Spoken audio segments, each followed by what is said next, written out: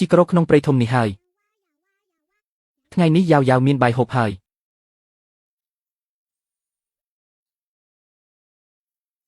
ស្លឹក4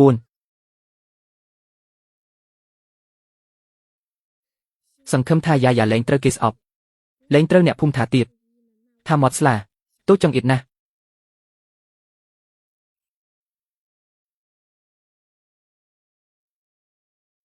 អាស្រូវស្រីព្រៃម្នាក់នេះមកជីកបន្លែក្នុងព្រៃធ្វើអីយើងគួរតែនៅឲ្យឆ្ងាយពីមនុស្សនាំសំណាងអាក្រក់នេះស្រីនេះចម្លែកណាស់វានិយាយអីក៏អាក្រក់ដែរលើកមុនវាថាស្ពានមាត់ភូមិនឹងដួលចប់ស្ពានដួលមែនលងទឹកស្លាប់ប៉ុន្មានអ្នកវាមាត់ស្លាមែនយាយនឹងឈឺជើងផង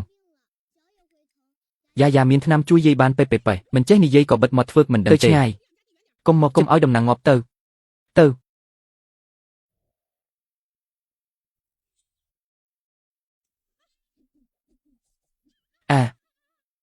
បើយ៉ាយ៉ាអាចហូបបាយឆ្អែតរាល់ថ្ងៃល្អណាស់បើមិនកាត់ទេហូបបាយមួយពេលក៏បានហើយសង្ឃឹមថារដូវរងានេះមានសម្លៀកបំពាក់ក្តៅពាក់មានផ្ទះមិនលិចទឹកមិនលិចខ្យល់ចម្លែកណាស់ពីមុនទៅក្រុងវូថេងធ្វើជំនួញដើរផ្លូវនេះដើរបាន4ដងហើយមិនត្រឡប់មកវិញទៀតឬមួយជួបខ្មោចរាំងផ្លូវលោកស្រីវង្វេងផ្លូវហើយយើងឈប់ឡានសម្រាប់បន្តិចទេបើបន្តទៅទៀតលោកស្រីនឹងហត់ខ្ញុំក៏ចុះសួរផ្លូវគេដែរមិនបាច់ទេប្រញាប់ទៅមុខកុំឲ្យខានពេលហើយនៅទីហោស្ថាននេះមានអ្នកណាឲ្យសួរផ្លូវអូលោកស្រីល្អគ្រប់យ៉ាងទាំងពូជពងទាំងរូបរាងជាមេបញ្ជាការផងជាភរិយាលោកឈិនដូជុនតែសុខភាពនេះតាំងពីបាត់កូនស្រីតូចកាន់តែយ៉ាប់ទៅអូមានមនុស្សលោកស្រីនោះមានក្មេងម្នាក់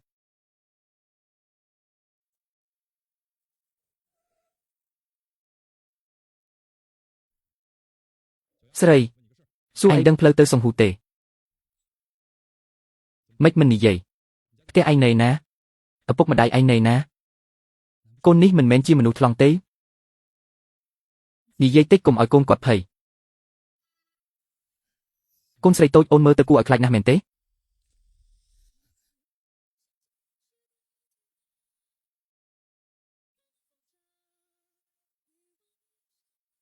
និយាយពីខ្ញុំទុកកូននោះចោលទៅលោកស្រីដាក៏ត្រូវគេជួយប្រហើយមិនក៏នៅអាចអប់កូនបានទៀតមិនអីទេគ្រាន់តែចង់ជួយគេឲ្យបានឆាប់ភ្លេចខ្លួនឯងមួយភ្លែត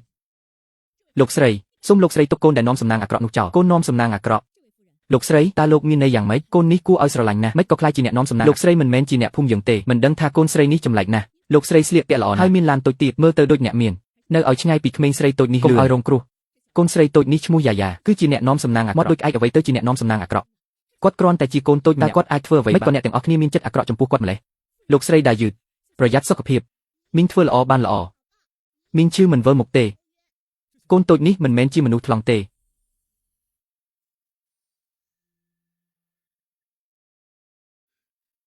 ខ្ញុំស្រាប់តែមិនវិលមុខទៀតមានកម្លាំងពេញខ្លួនកូនស្រីតូចឯងឈ្មោះយ៉ាយ៉ាមែនទេឯងមិនមែនជាអ្នកនាំសំណាងល្អទេមីងទើបតែឈឺខ្លាំងណាស់ឡៃនិយាយហើយស្រាប់តែជាសេះស្បើយគាត់ថានឹងមានទឹកជំនន់ក៏មកលងទឹកស្លាប់មនុស្សចាស់ក្មេងក្នុងភូមិយើងលោកស្រីទៅចុះកុំឲ្យរងគ្រោះហើយស្ដាយក្រោយអ្នកទាំងអស់គ្នាហួសហេតុពេកហើយយ៉ាយ៉ាកុំខ្លាចមីងមិនស្ដាប់តែពាក្យគេមខាងទេយ៉ាយ៉ាជាអ្នកនាំសំណាងល្អវិញទេឯងនៅណាមីងជូនឯងទៅផ្ទះបានទេយ៉ាយ៉ាគ្មានផ្ទះទេយ៉ាយ៉ានៅក្នុងជំរកគោតូចបែបនេះទៅនៅជំរកគោចុះឪពុកម្ដាយឯងទៅណាលោកស្រីវាគ្មានឪពុកម្ដាយទេគឺគេយកវាមកពីអ្នកលក់មនុស្សចង់លក់យកលុយតែគ្មានអ្នកហ៊ានទិញដាក់ដៃអស់ចុងក្រោយបានទៅឪពុកចិញ្ចឹមមកចិញ្ចឹមជាកូនប្រសាស្រីតែប៉ុន្មានថ្ងៃក្រោយថាក្មេងស្រីនេះអាក្រក់ណាស់ក៏យកទៅចោលក្នុងព្រៃវិញយ៉ាយ៉ាឯងមិនហ៊ាននិយាយព្រោះគេថាឯងមាត់ស្អុយមែនទេយ៉ាយ៉ាកុំខ្លាចកុំពិបាកចិត្តមីងមិនជឿពាក្យគេទេឯងជាតារាសំណាងរបស់មីងមិនមែនជាមនុស្សនាំសំណាងកូនល្អរងទុកហើយមីងស្អាតណាស់ទៅតាមមីងទៅផ្ទះពីថ្ងៃនេះទៅឯងមិនមែនជាកូនអនាថាទេឯងជាកូនស្រីរបស់មីងស្វាគមន៍លោកស្រីមកផ្ទះវិញ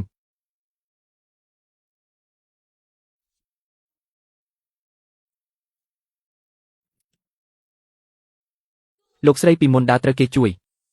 ចេញទៅម្ដងមកវិញស្រស់ស្រាយខ្លាំងហើយថែមទាំងអាចអប់ក្មេងម្នាក់ទៀតហើយថែមទាំងអាចអប់កូនម្នាក់ឯងបានទៀតគួរឲ្យស្រឡាញ់ណាស់កូនស្អាតមកពីណានឹងស្រីមកពីណាគួរឲ្យស្រឡាញ់លោកស្រីនេះគាត់ឈ្មោះយ៉ាយ៉ាពីថ្ងៃនេះទៅជាកូនសៀវក៏ល្អអស្ចារ្យណាស់ប្រាសាទដែលបងប្អូននៅភូមិនិយាយប្រហែលជាបែបនេះហើយតែយ៉ាយ៉ាមានអារម្មណ៍ស្គាល់កន្លែងផ្ទះរបស់ពួកមនុស្សអាក្រក់មែនទេ នេះគឺដូចក្នុងរឿងក្នុងសុបិនយ៉ាយ៉ាមានរឿងអីសុបិនឃើញពិភពលោកនេះជារឿងប្រឡំកាយយ៉ាយ៉ានៅភូមិធ្វើឲ្យអ្នកភូមិភ័យខ្លាចបើប្រាប់សុបិនទៅម៉ាក់ខ្លាចម៉ាក់ភ័យម៉ាក់ផ្ទះធំណាស់យ៉ាយ៉ាចូលចិត្តម៉ាក់មិនចង់ឲ្យគាត់ភ័យទេយ៉ាយ៉ាថាធំទេពេលក្រោយម៉ាក់ធ្វើចំនួនចម្រើននឹងបដូរផ្ទះធំជាងនេះឲ្យយ៉ាយ៉ាល្អទៅម៉ាក់នាំឯងទៅងូតទឹកលោកស្រីខ្ញុំសូមអរគុណស្រីតូចសុខភាពលោកស្រីអរគុណយ៉ាយ៉ាពេលនេះខ្ញុំស្រស់ស្រាយណាស់មានកម្លាំងពេញខ្លួនខ្ញុំចង់អបតារាសំណាងរបស់ខ្ញុំនិងអបកូនសំណាងល្អរបស់ខ្ញុំដោយខ្លួនឯង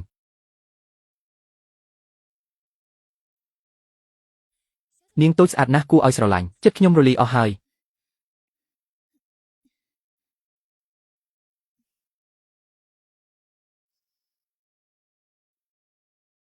យ៉ាយ៉ានេះគឺប៉ារបស់ឯងនេះបងធំឈ្មោះលីវយ៉ាងទៅរៀនហើយនេះបងទី2រៀននៅសាលាតបខ្វាងជូវនេះបងទី3ទៅផ្ទះតាយាយហើយបងទី4នៅផ្ទះតែមិនដឹងទៅលេងណាបាត់បងប្រុសច្រើនណាស់ពីនេះទៅសុទ្ធតែជាបងរបស់យ៉ាយ៉ាគេនឹងល្អជាមួយយ៉ាយ៉ាទាំងអស់គ្នាមើលទៅយ៉ាយ៉ាហត់ខ្លាំងណាស់ចៅម៉ាអូននាំយ៉ាយ៉ាទៅសម្រាប់ក្នុងបន្ទប់ដេករបស់ខ្ញុំនឹងខ្ញុំទៅដោះស្រាយការងារចំនួនបន្តិចហើយប្រាប់គេឲ្យទៅទិញសម្លៀកបំពាក់និងអាហារបាទលោកស្រី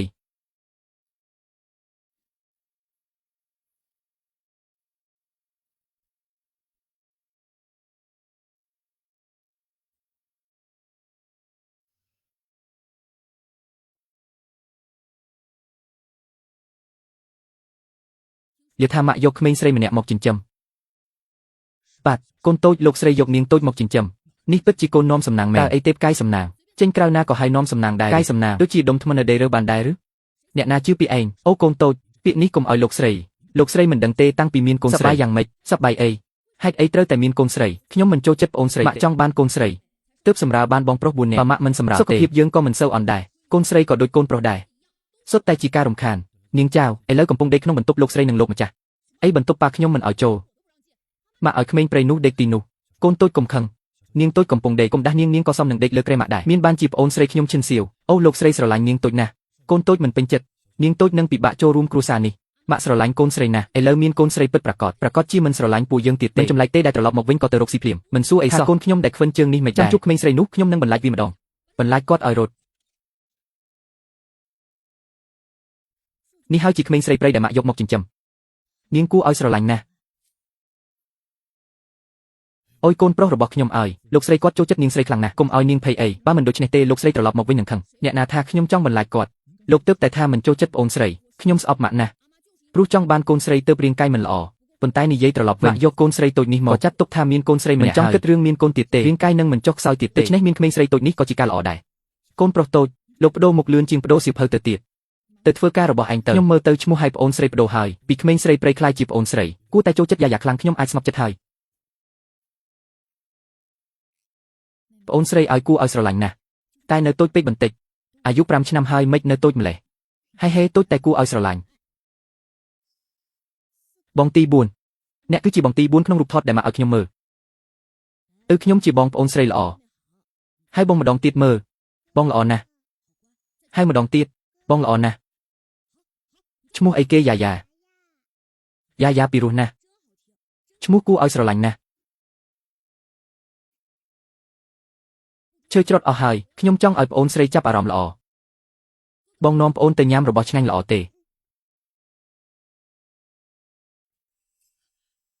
កូនប្រុសតូចលោកចុះមកទៅធ្វើការរបស់ឯងទៅកុំរំខានខ្ញុំនិងប្អូនស្រីខ្ញុំនាំប្អូនស្រីទៅញ៉ាំរបស់ឆ្ងាញ់យ៉ាសាក់លបងមួយនេះមើលនំនេះមើលទៅមិនដូចនំដែលម៉ាក់ឲ្យទេយ៉ានេះហៅថាសុងថាជារបស់ជនបរទេសឆ្ងាញ់ណាស់សាក់លបងមើលសិនអរគុណបងចម្លែកណាស់កូនប្រុសតូចតាំងពីជើងរបួសមកមិនដែលញឹមដាក់អ្នកណាទេឥឡូវស្រាប់តែទន់ភ្លន់ជាមួយនាងស្រីតូចមែនហើយមើលទៅអនាគតមិនបារម្ភទេថានាងស្រីតូចនឹងមិនចូលជាមួយគ្រួសារនេះទេយ៉ាបងឈ្មោះសៀវឈីវជាបងទី4របស់ឯងពីនេះទៅបងនឹងការពីឯងឈ្មោះនេះធ្លាប់ស្គាល់ណាស់កុំយ៉ាធ្លាប់និយាយក្នុងរឿងមានតួអង្គម្នាក់ឈ្មោះឈិនសូថ្ងៃនេះយើងត្រូវធ្វើតាមគាត់ចុងក្រោយត្រូវបរិសុសំខាន់ដាក់នឹងកៅអីរុញធ្លាក់ទឹកសមុទ្រស្លាប់យ៉ាមិនចង់ឲ្យបងលងទឹកស្លាប់ទេយ៉ាមានរឿងអីមិនចង់ញ៉ាំបង្អែមទេអញ្ចឹងយើងផឹកទឹកដោះគោវិញស្ករធ្លាក់ចូលកែវអស់ហើយយ៉ាកុំផឹកវាអីអូខេផឹកហើយដល់ផ្ទះបងចាក់ឲ្យមួយកែវទៀតបងខាត់លុយយ៉ាយើងដាក់ស្ករក្នុងទឹកដោះគោដើម្បីបង្កើនរសជាតិដាក់បន្តិចទៅទឹកដោះគោផ្អែមពេកមិនឆ្ងាញ់ទេហើយស្ករច្រើនពេកងាយកើតជំងឺទឹកនោមផ្អែមអីក៏ច្រើនពេកមិនល្អដែរច្រើនពេកដូចឆ្នាំបងច្រើនពេកធ្វើឲ្យជើងកាន់តែអាក្រក់ចង់ទេ ទើបតែខំធ្វើធម្មតាដើម្បីកុំឲ្យចុងក្រោយក៏ត្រូវគេដឹងទើបតែនិយាយបានមួយប្រយោគហើយយ៉ាដែលនិយាយមិនដាច់យ៉ាស្អប់បងហើយឬដូចឆ្នាំបងច្រើនពេកយ៉ាថាឆ្នាំបងច្រើនពេកអ្នកគ្រប់គ្រងទៅហៅគ្រូពេទ្យលីមកឲ្យលឿនអ្នកគ្រប់គ្រងទៅហៅគ្រូពេទ្យលីមកឥឡូវនេះបាត់កូនទី4បងឈឺជើងលោកស្រីមេបញ្ជីការ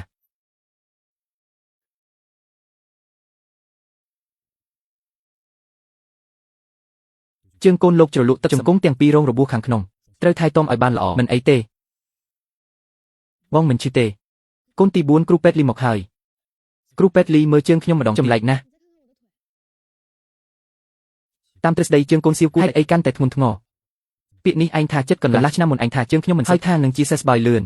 ថានឹងជាសេសបាយឆាប់រហ័សចុងក្រោយយ៉ាងម៉េចដែរលោកសៀវករណីរបស់អ្នកពិតជាកម្រណាស់លោកឈិនឌូជុនក៏ពេទ្យផ្សេងមកពិនិត្យឲ្យអ្នកហើយការព្យាបាលរបស់ខ្ញុំមិនមានបញ្ហាទេកូនចៅគ្រួសារចូលដែលធ្លាក់ទឹកជាមួយអ្នកក៏ព្យាបាលតាមវិធីដែរគាត់ជាសេសបាយហើយតើថ្នាំដែលអ្នកឲ្យខ្ញុំច្រើនពេកទេមិនអាចទេខ្ញុំធ្វើគ្រូពេទ្យរាប់សិបឆ្នាំហើយមិនអាចគ្រប់គ្រងកម្រិតថ្នាំខុសទេចុះថ្នាំដែលឯងឲ្យខ្ញុំតើថ្នាំណាមួយដែលប្រើច្រើនធ្វើឲ្យជើងខ្ញុំឈឺនិងខ្សោយកូនចៅគ្រួសារសៀវនៃផ្ទះជើងរបស់អ្នកមានជំងឺសន្លាក់ត្រូវការស្មៅដើម្បីបំបត្តិសំណើមប៉ុន្តែកូនចៅសៀវខ្ញុំមិនដែលឲ្យថ្នាំច្រើនពេកទេមកជាមួយខ្ញុំ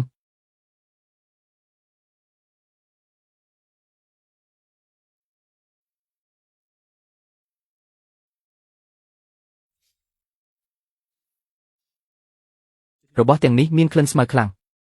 ធំក្លិនដឹងថាត្រាំក្នុងស្មៅយូរហើយកូនចៅសៀវមិនក៏អ្នកអូយកហើយអ្នកប្រើច្រើនម្លេះ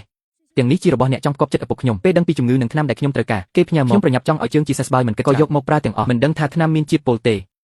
កូនចៅតូចសំណាងហើយដែលរកឃើញតាន់ពេលបើមិនដូច្នេះទេបើបន្តទៀតអ្នកអាចនឹងឈោមិនរួចទាំងអស់នេះជាកំហុសខ្ញុំមិនមែនកំហុសអ្នកទេខ្ញុំខ្លួនឯងដែលខ្មាស់គេរាល់ដងដែលអ្នកមកពិនិត្យសុខភាពខ្ញុំនឹងលាងសម្អាតខ្លួនឲ្យមិនទុកក្លិនស្មៅបន្តិចទេដូច្នេះហើយទើបគេមិនដឹងថាថ្នាំច្រើនពេកអរគុណកូនចៅសៀវខ្ញុំនឹងសរសេរវេជ្ជបញ្ជីថ្មីតាមវេជ្ជបញ្ជីថ្មីមិនប្រើថ្នាំច្រើនពេកទេរបស់អ្នកនឹងជាសេសបាយឆាប់ល្អហើយសរសេរវេជ្ជបញ្ជីចុះអូដូច្នេះហើយមូលហេតុដែលបងពិការជើងក្នុងសុបិនឥឡូវដឹងហើយបងនឹងមិនពិការទេយ៉ាសប្បាយចិត្តណាស់ជើងបងមិនឈឺទេនឹងជាសេសបាយហាកូនចៅជើងរបស់អ្នកជើងខ្ញុំឈឺតិចហើយយ៉ាឯងពិតជាកូននាំសំណាងរបស់បងអូនសង្គ្រោះបងហើយណាយ៉ាសម្លាញ់របស់បងនាងស្រីពិតជាតារាសំណាងមែនមិនឆ្ងល់ទេដែលគេចូលចិត្ត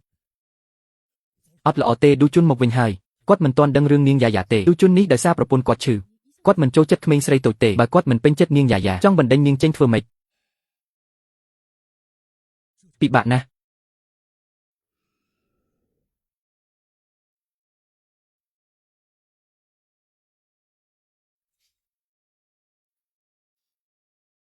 របស់ទាំងនេះមានក្លិនស្មៅខ្លាំងធំក្លិនដឹងថាត្រាំក្នុងស្មៅហើយលោកសៀវមិនចម្លែកទេដែលលោកពិបាកលោកប្រើច្រើនម្លេះទាំងនេះជារបស់ដែលគេចង់កប់ចំពុកខ្ញុំក្រោយដឹងពីជំងឺនិងថ្នាំដែលត្រូវការគេយកមកខ្ញុំប្រញាប់ចង់ឲ្យជើងជាទើបមិនគិតច្រើនយកមកប្រើទាំងអស់មិនដឹងថាថ្នាំមានពីអូលោកសៀវសំណាងហើយដែលរកឃើញតាន់បើមិនដូច្នេះទេបើបន្តទៀតលោកអាចនឹងឈោមិនកើតទោះខ្ញុំទេល្មមហើយមិនមែនទោះអ្នកទេខ្ញុំខ្លួនឯងដែលខ្វះការប្រុងប្រយ័ត្នរាល់ដងដែលអ្នកមកពិនិត្យឲ្យខ្ញុំនឹងលាងសម្អាតខ្លួនឲ្យស្អាតមិនទុកក្លិនស្មៅតតែសោះគេមិនដឹងថាប្រើថ្នាំច្រើនពេកអរគុណលោកសៀវចាំខ្ញុំសរសេរវេជ្ជបញ្ជីថ្មីឲ្យលោកកូនតាមវេជ្ជបញ្ជីថ្មីកុំប្រើថ្នាំច្រើនពេកលោកកូននឹងជាសេសបាយឆាប់ល្មមហើយសរសេរវេជ្ជបញ្ជីចុះអូក្នុងសុបិនមូលហេតុដែលបងពិការជើងគឺនេះហើយឥឡូវដឹងហើយបងមិនពិការទេយើងសប្បាយចិត្តណាស់ជើងបងមិនឈឺទេនឹងជាឡើងវិញអរគុណយ៉ាវហាលោកម្ចាស់ជើងលោកជើងខ្ញុំឈឺតិចហើយយ៉ាឯងពិតជាកូននាំសំណាងរបស់បងអូនសង្គ្រោះបងហើយណាយ៉ាសម្លាញ់របស់បងនាងស្រីពិតជាតារាសំណាងមែនមិនឆ្ងល់ទេដែលគេចូលចិត្តអត់ល្អទេឌូជុននឹងមកដល់ឆាប់គាត់មិនទាន់ដឹងរឿងនាងយ៉ាទេឌូជុននេះដោយសារសុខភាពប្រពន្ធខ្ញុំមិនសូវចូលចិត្តក្មេងស្រីទេចុះបើគាត់មិនចូលចិត្តនាងយ៉ាបើគាត់ចង់បណ្ដេញនាងចេញវិញនឹងពិបាកហើយ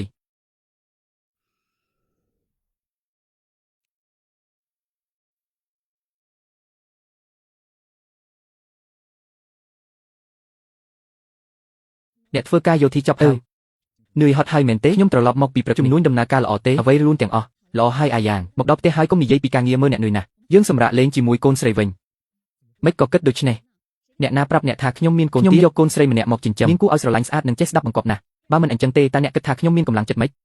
ខ្ញុំស្មានថាអ្នកសប្បាយចិត្តព្រោះជំនួញទៅកូនស្រីយើងឈ្មោះយ៉ាយ៉ាខ្ញុំឃើញនាងភ្លាមក៏ស្រឡាញ់ណាស់អ្នកប្រកាសជាចូលចិត្តគាត់ដែរខ្ញុំជួបនាងតាមផ្លូវពេលត្រឡប់មកពីក្រុងសម្រាប់វាប៉ាប៉ាម៉ាក់ម៉ាអាសៀងជើងឯងប៉ាប៉ាម៉ាក់ម៉ាខ្ញុំឈ្មោះយ៉ាយ៉ាជាតារាសំណាងរបស់នាងប្រាប់ខ្ញុំថាខ្ញុំលេបថ្នាំច្រើនពេកខ្ញុំទើបតែងូតទឹកក្តៅធ្វើឲ្យខ្លាញ់ក្នុងជង្គង់ខ្ញុំចេញមកជើងខ្ញុំស្រួលជាងមុនច្រើនធ្វើចលនាក៏ស្រួលដែរគ្រូពេទ្យថាខ្ញុំនឹងជាឆាប់អុយពិតជាតារាសំណាងមែនជើងប្អូនទី4ជាហើយយិនចិនខ្ញុំថាត្រូវហើយមែនទេខ្ញុំភ្លេចប្រាប់អ្នកនាងមិនមែនគ្រាន់តែចង្អុលផ្លូវឲ្យខ្ញុំទេជំងឺឈឺក្បាលរបស់ខ្ញុំក៏ជាដោយសារនាងដែរអុយមិនអាចនិយាយច្រើនទេទោះខ្ញុំពន្យល់យ៉ាងណាមិនបានឃើញយ៉ាយ៉ាផ្ទាល់ក៏ដឹងច្បាស់អ្នកឃើញនាងអ្នកនឹងដឹងថានាងល្អនិងគួរឲ្យស្រឡាញ់ប៉ុណ្ណាមើលម្ដាយឯងមានកូនស្រីហើយភ្លេចប្តី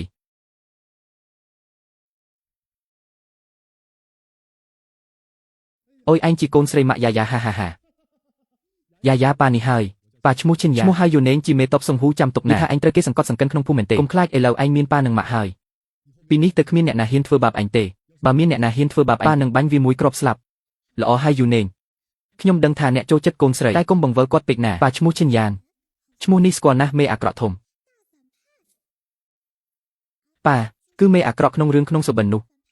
ក្រោយពីទូឯករាប់ទ្រព្យឲ្យគាត់អស់គាត់ក៏សម្លាប់ខ្លួននៅមុខភ្នូស្នេហ៍សៀវភៅថាមេអាក្រក់នៅក្មេងបាត់បង់ស្នេហ៍ពិតរបស់គាត់តាំងពីពេលនោះមកបាត់បង់ចំណងជីវិតធ្លាក់ចុះឥតងើបអ្នកស្រីល្អម្លេះមេឃអត់យុទ្ធធរទេនៅក្មេងក៏បាត់ទៅហើយអុកញ៉ាជាមួយអ្នកស្រីស្រឡាញ់គ្នាខ្លាំងព្រះឲ្យមើលមិនឃើញទេឲ្យគូស្នេហ៍មួយគូឆ្លងកាត់សេចក្តីស្លាប់ហើយត្រូវគេរាប់ទ្រព្យអស់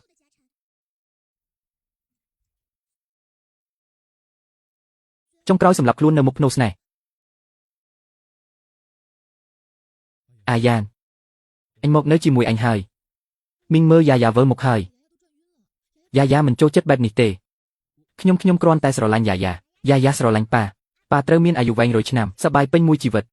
អាយ៉ានឯងយឺទេកូនស្រីថាស្រឡាញ់ខ្ញុំអូយ៉ាយ៉ាមិនសូវនិយាយទេតែនិយាយម្ដងពីរោះណាស់នេះហើយជាកូនស្រីល្អមែនហើយកូនស្រីស្អាតរបស់យើងយ៉ាយ៉ាស្រឡាញ់ម៉ាក់ត្រូវមានសុវត្ថិភាពនិងអាយុវែងសប្បាយពេញមួយជីវិតអរគុណយ៉ាយ៉ាប៉ាម៉ាក់ខ្ញុំក៏ចង់អោបប្អូនស្រីដែរ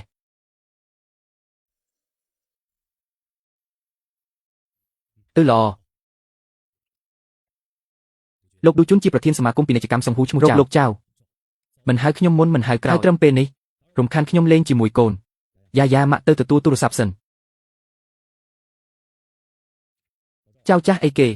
ផ្សារភាគហ៊ុនមែនទេអូខេចាំបន្តិចខ្ញុំនឹងទៅឥឡូវអាយ៉ានចៅចាស់អញ្ជើញខ្ញុំញ៉ាំបាយថ្ងៃត្រង់នៅផ្សារខ្ញុំចង់ដឹងពីទ្រព្យរបស់ក្រុមអំណាចនានាដូច្នេះខ្ញុំនឹងទៅមើលល្អខ្ញុំនឹងនាំមនុស្សមកវាស់បន្ទប់ព្រះនាងរៀបចំឲ្យគាត់បន្តិចអរគុណណាស់មីង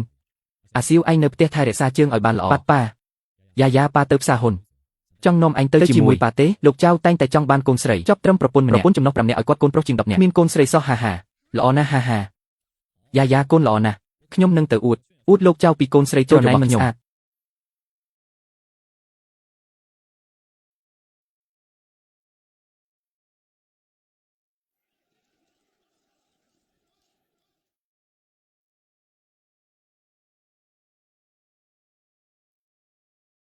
លោកចៅយូរហើយមិនបានជួបមកណែនាំកូនស្រីតូចរបស់ខ្ញុំយ៉ាយ៉ាជំរាបសួរពូចៅមិនមែនខ្ញុំនិយាយទេអាឈិនឯងថាឯងមានតែបងស្រីទេអ្នកស្រីទី2ក៏មិនទៅរកស្រីក្រៅដែរចុះហេតុអីឯងមានកូនស្រីធំប៉ុណ្ណេះហើយបងស្រីដឹងទេហាកុំនិយាយញញ៉ៃខ្ញុំគ្មានស្រីណាក្រៅពីបងថ្លៃទេបងស្រីឯងជាអ្នកចិញ្ចឹមយ៉ាមានស្នេហាជាមួយគ្រួសារយើងណាខ្លះថាស្អុយមានកូនស្រីគួរឲ្យស្រឡាញ់បែបនេះខ្ញុំក៏ចង់ចិញ្ចឹមមួយដែរប្រាប់ឯងទៅមានប្រយោជន៍កូនក្មេងគួរឲ្យស្រឡាញ់បែបនេះក្នុងលោកខ្លាយជារបស់គ្រួសារយើងអាឈិនឯងចង់ឲ្យខ្ញុំច្រណែនមែនឯងឈ្មោះយ៉ាមែនទេពូចៅនេះគឺមិត្តភក្តិតាំងពីតូចរបស់ប៉ាខ្ញុំនឹងប៉ាខ្ញុំពីក្នុងខោតែមួយមកជាមួយគ្នាបងប្អូននឹងគ្នាឲ្យពូចៅអបបន្តិចបានទេលោកចៅហាកូនស្រីខ្ញុំខ្មាស់គេណាស់ហាវាស្អិតតែនឹងប៉ានេះទេហាចាំខ្ញុំត្រឡប់ទៅយកប្រពន្ធចុងពី3នាក់ខ្ញុំមិនជឿថាកើតកូនស្រីមិនបានទេអាឈិនឱកាសរកលុយខ្ញុំមិនភ្លេចឯងទេខ្ញុំក្រុងទិញភាគហ៊ុនមួយឈុតឯងចង់ធ្វើជាមួយគ្នាទេខ្ញុំរកលុយបានច្រើនពីផ្សារភាគហ៊ុនហើយលុយពីប្រព័ន្ធដូរកាលពីប៉ុន្មានឆ្នាំខ្ញុំដឹងហានិភ័យហើយលក់ចេញបាត់បង់លុយ1សេនទេឯងក៏ដឹងដែរសរុបទៅខ្ញុំរកលុយបានច្រើនពីផ្សារភាគហ៊ុនមកតាមខ្ញុំឯងនឹងរកលុយបានច្រើនអញ្ចឹងឈិនឌូជូនប្រធានចៅអណ្ដូងរ៉ៃហ៊ឺដមីនេះកំពុងល្អព្រឹកនេះឈប់លក់ដោយសារឡើងថ្មីនេះអ្នកជំនួញរបស់យើងទិញទាំងអស់ហ៊ឺឌីកងល្អខ្ញុំយកនេះដូចលើកមុន 30,000 យន់ បងឈិនឯងទិញនេះមិនខុសទេ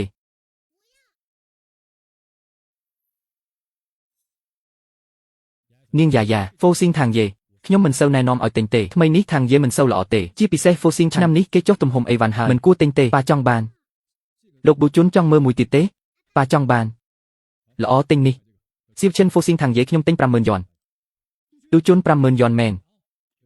50,000 យ៉នឌូជុនដោយសារតែគាត់សម្រេចចិត្តទិញភាគហ៊ុនដែលអនាគតមិនល្អចង់ទិញ 50,000 យ៉នទៀតលោកឌូជុនបើចង់បានទិញបន្តិចក៏បានមិនចាំបាច់ចំណាយច្រើនបែបនេះទេមិនមែនភាគហ៊ុនល្អខ្ញុំមិនមែនអតិថិជនទេឯងមិនចូលចិត្តលុយខ្ញុំឬចូលចិត្តក្របកាំភ្លើងខ្ញុំកុំធ្វើឲ្យកូនស្រីខ្ញុំមិនសប្បាយអញ្ចឹងក៏បានយ៉ាងហោចណាស់ក៏បានដាស់តឿនហើយលោកឌូជុនបើខាត់មិនមែនទំនួលខុសត្រូវខ្ញុំទេ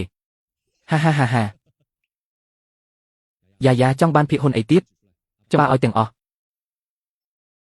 ល្អនេះក៏ទិញ 50,000 យ៉នឯងចាំទុកនេះហើយនេះទៀត 50,000 ទាំងអស់ 50,000 ហើយហេហេបងឈិនឯងឈួតហើយនេះមិនមែនលុយតិចទេសៀវវ៉ាងយកមួយពពទៀនបាត់មកអ្នកគ្រប់គ្រងឈិនយកកងត្រាមកខ្ញុំយកទាំងអស់ដែលទើបនិយាយឯងធ្វើអីពិតមែនកូនក៏មិនគួរធ្វើដល់នឹងដែរកុំថាខ្ញុំឲ្យតែយ៉ាយ៉ាសប្បាយចិត្តអញ្ចឹងឯងចង់បានយកទៅតែឯងយកភាគហ៊ុនដែលខ្ញុំគឺដេមេក៏ទិញផងកុំឲ្យខាតច្រើនពេកអាម៉ាស់ទេកូនស្រីខ្ញុំមិនចូលចិត្តខ្ញុំមិនទិញមួយយ៉នទេលោករឹងរូសចាំមើលខាតលុយកូនស្រីខ្ញុំសប្បាយលោកឌូប្រធានចៅនឹងទិញភាគហ៊ុនឆាប់យើងទៅសាលធំវិញល្អយើងទៅអូយមិនស្ដាប់ពាក្យខ្ញុំទេចាំបន្តិចទៀតខាតធំហើយបងឈិនទៅដល់ផ្ទះបងស្រីសួរមកគុំថាខ្ញុំអីថ្ងៃនេះខ្ញុំហៅអ្នកមកផ្សារតែភាគហ៊ុនដែលអ្នកទិញមិនមែនខ្ញុំឲ្យទិញទេខ្ញុំថែមទាំងខត់ឯងមិនស្ដាប់ខ្លួនឯងទេខាត់លុយគុំមកបន្ទោសខ្ញុំបន្ទោសអ្នកធ្វើអីទើបតែយ៉ាយ៉ាសាច់សប្បាយណាស់ខ្ញុំទៅផ្ទះប្រាប់បងស្រីច្បាស់ជាថាលុយនេះចាយសមមិនអីទេអ្នកចាយលុយរាប់ម៉ឺនដើម្បីឲ្យកូនស្រីសាច់ខ្ញុំនៅនិយាយអីទៀតបងឈិនមើលពី9ធ្លាក់មក3ខាត់ធំណាស់ហើយអស់ហើយបងស្រីវីខ្ញុំស្លាប់មិនខានហ្វូស៊ីងថាងយេមិនមែន3លីទេគឺ 3% នឹងហើយដែលមិនសូវមានភាគហ៊ុនហ្វូស៊ីងថាងយេខ្ញុំដំឡើងពី 9% ទៅ 3% ថ្ងៃនេះខ្ញុំហៅអ្នកចេញមកមែនបងឈិនទិញ 50,000 យ៉នឡើងដល់ 165,000 មួយផ្លែតរកចំណេញបាន 166,000 លុយតិចទូទេកូនស្រីយើងសប្បាយចិត្តប៉ាសប្បាយចិត្តណាស់កូនស្រីយើងសប្បាយចិត្តប៉ាសប្បាយចិត្តតែកុំអមុខពេកថ្ងៃនេះអ្នកទិញច្រើនភាគហ៊ុនដែលខ្ញុំនិងអ្នកគ្រប់គ្រងឈិនមិននៅសល់ទំនងជាខាត់ទាំងអស់ខ្ញុំនៅតែពាក្យដដែលកូនស្រីយើងសប្បាយចិត្តគឺចាំមើលបើកផ្សារហ៊ុនហើយមើលថាអ្នកពន្យល់បងស្រីយ៉ាងម៉េច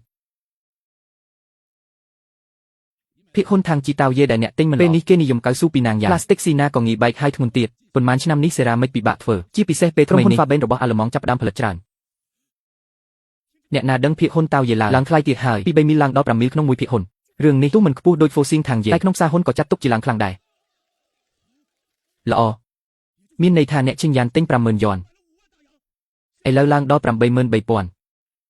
យ៉ាងភ្នែកអ្នកល្អណាស់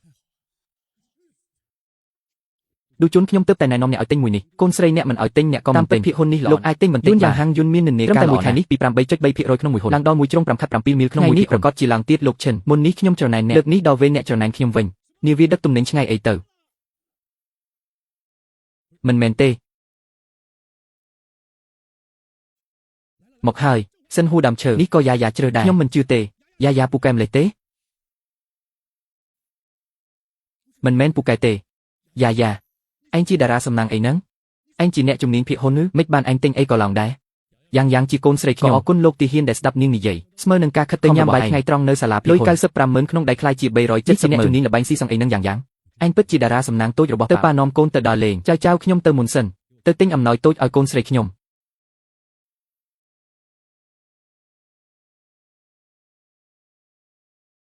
មកវិញហើយហេតុអីយូរម្លេះយ៉ាយ៉ារបស់ម៉ាក់ថ្ងៃនេះធ្វើអីខ្លះខ្ញុំនាំគាត់ទៅផ្សារភាគហ៊ុនដៃតូចរបស់វាចង្អុលខ្ញុំទិញទាំងដើមឡើយគិតតែចង់ឲ្យវាស្រាប់តែភាគហ៊ុនទាំងនោះឡើងថ្លៃទាំងអស់គ្មានមួយចុះទេខ្ញុំចំណាយលុយ 95,000 ជា 370,000 យ៉នភាគហ៊ុនជាង10គ្មានមួយចុះទេឲ្យប៉ាឯងពេលថ្ងៃត្រង់ចំណេញចិត្ត 300,000 យ៉នផ្ទះតូចនៅវៃតាន់មួយក្នុងតម្លៃប្រហែល 100,000 យ៉នយ៉ាយ៉ារាប់មើលឯងនឹងប៉ារកបានផ្ទះប៉ុន្មានយ៉ាយ៉ាឯងពូកែណាស់យ៉ាយ៉ាទិញមាសច្រើនពីអញ្ចឹងទេយ៉ាយ៉ាឆ្លាតណាស់ចូលចិត្តមាសល្អហើយមាសរក្សាតម្លៃអូនស្រីខ្ញុំឆ្លាតតម្លេះទេអូនស្រីខ្លាចជាអ្នកមានមាសធំហើយយ៉ាយ៉ាយកអំណោយមកឲ្យអ្នកទាំងអស់គ្នា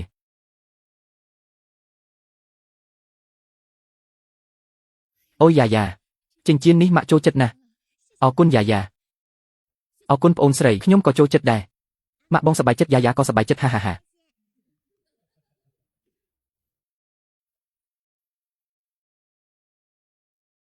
ហេម៉ាក់ជាលោកតាទូរស័ព្ទឬប្រហែលជាបងទី3នឹងមកវិញបងទី3និយាយពីប្អូនស្រីយ៉ាយ៉ាបងទី3ឈ្មោះជីនសេនៅផ្ទះលោកតា ប៉ាទូរស័ព្ទមកអាសេមានរឿងអីអត់ទេលោកតាដឹងថាយើងមានកូនស្រីហើយចង់ជួបយ៉ាយ៉ាណាស់អូមិនអីទេមានចៅស្រីម្នាក់ទៀតគួរតែឲ្យប៉ាម៉ាក់មើលផងយ៉ាយ៉ាអញចង់ទៅជួបតាយាយទេយ៉ាយ៉ានោះហើយជាម៉ាក់របស់ប៉ាឯងជាតាយាយរបស់ឯងតាយាយស្រឡាញ់យ៉ាយ៉ាទេ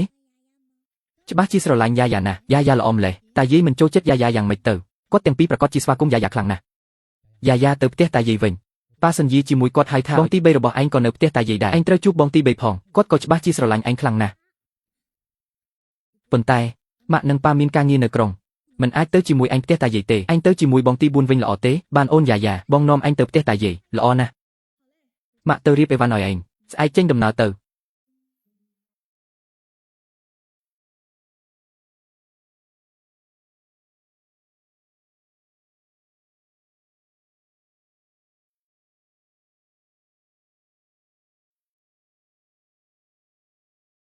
លោកទី4ខ្ញុំឃើញលោកទី3ហើយពិតជាលោកទី3មែនលោកទី3នៅទីនោះ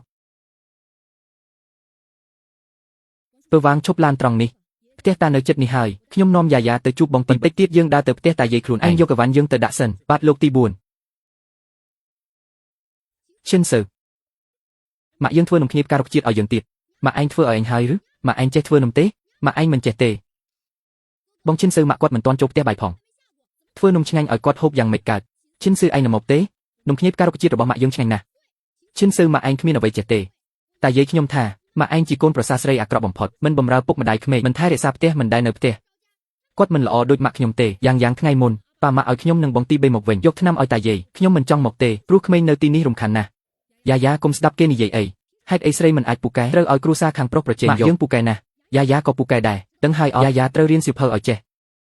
អ្នកណាថាម៉ាក់ខ្ញុំគ្មានជំនាញ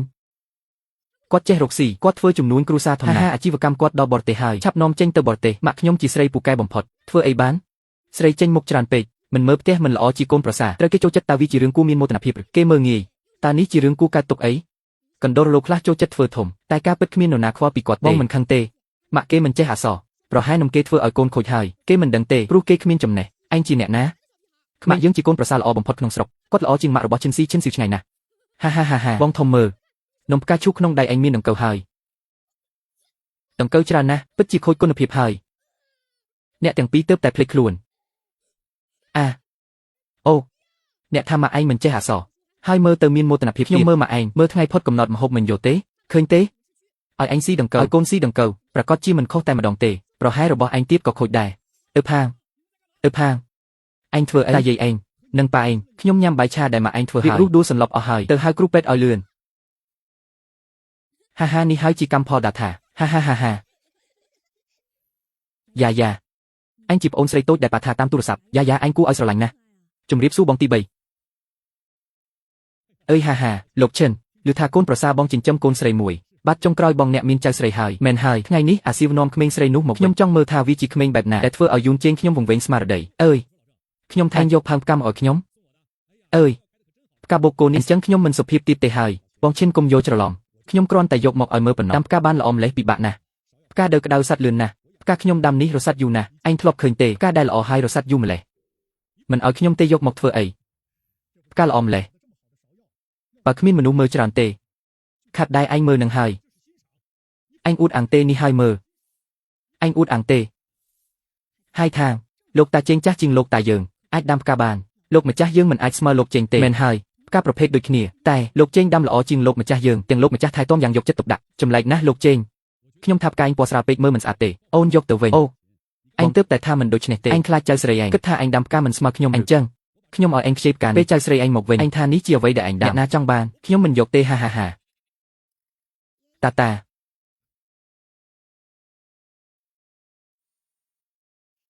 ាអូយ៉ាអញហើយយ៉ាអូចៅស្រីយ៉ារបស់តាហាហើយហេខ្ញុំហើយយ៉ាគួរឲ្យស្រឡាញ់ម្លេះមិនមែនកូនយើងទេយ៉ាសួស្ដីខ្ញុំជាមិត្តភក្តិតាឯងហើយខ្ញុំថាតាចេញបានខ្ញុំមើលថាឯងមកក៏យកផ្កាដែលខ្ញុំដាំមកឯងគួរឲ្យស្រឡាញ់ដូចទេពនិករផ្កាតាចង់ឲ្យអំណោយជួបគ្នាលើកដំបូងផ្កាខ្ញុំស្អាតជាងតាឯងទេយ៉ាវកុំស្ដាប់គាត់តាចេះដាំផ្កាណាស់តែថ្មីនេះហត់ងាយអញ្ចឹងផ្កាពេញទីធ្លាដោយសារតែលោកតាមើលផ្កាក៏ក្រៀមស្វិតបន្តិចពេលលោកតាមានសុខភាពល្អប្រកាសជាដាំផ្កាល្អជាងនេះទៀតអូកុំនិយាយពីថ្ងៃក្រោយមើលតែអ្វីនៅមុខយើងយ៉ាកុំគិតពីថ្ងៃក្រោយមើលផ្កាឥឡូវនេះល្អទេ